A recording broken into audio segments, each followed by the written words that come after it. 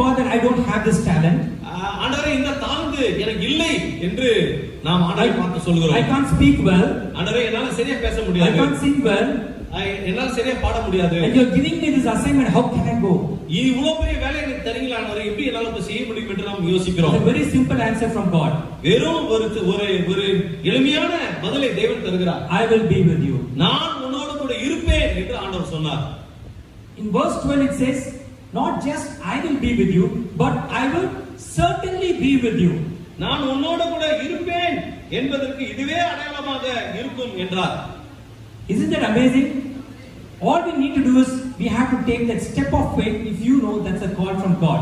விசுவாசத்தினாலே தேவன் நமக்கு கொடுக்கிறதான அழைப்ப, தேவன் நமக்கு கொடுக்கிறதான ஊழியங்களை நாம் விசுவாசத்தினால நாம் படியெடுத்து வைப்போமானால் தேவன் நம்மோடு கூட இருந்து தேவன் நம்மை வழிநடத்துவார். Okay, and the next one is again Moses goes into the next trying to